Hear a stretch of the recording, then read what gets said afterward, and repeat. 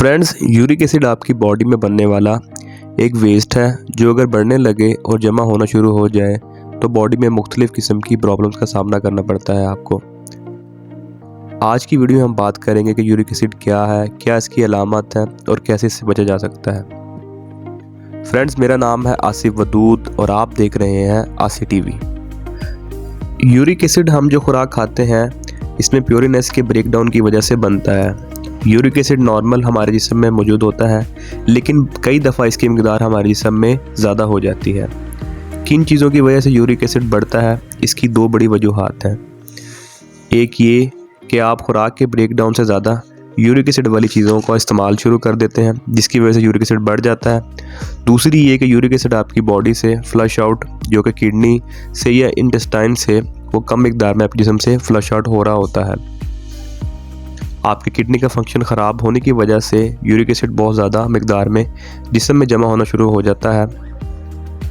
Friends, uric acid की जो normal range है वो मेल्स में 4 to 6 पॉइंट है, जबकि फ़ीमेल्स में 3 to 6 पॉइंट है।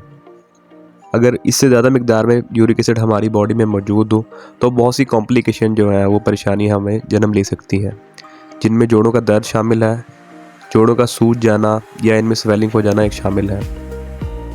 इसके अलावा कई दफ़ा पाँव का अंगूठा सूज जाना या रेड हो जाना, इसको हम गाउट या उर्दू में गैंटियप का मर्ज भी कहते हैं।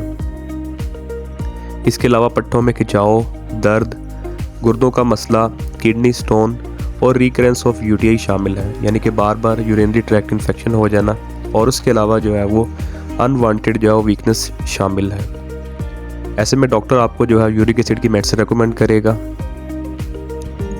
लेकिन अगर आपका यूरिक एसिड मामूली मिकदार में हाई है और इसके साथ कोई अलामत मौजूद नहीं है तो यूरिक एसिड की आपको मेडिसिन खाने की ज़रूरत नहीं है।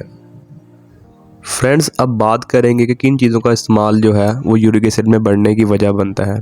उसमें दालें, हरे पत्ते वाली सब्ज़ियाँ जैसे कि पालक, साग वगैरह शामिल है। उसके अलावा टमाटर, बीफ, मटन का इस्तेमाल और होटलों का खाना जो है, यानी कि रेस्टोरेंट का खाना और चावल का ज़्यादा इस्तेमाल जो है वो यूरिक एसिड की वजह बनता है बढ़ने में।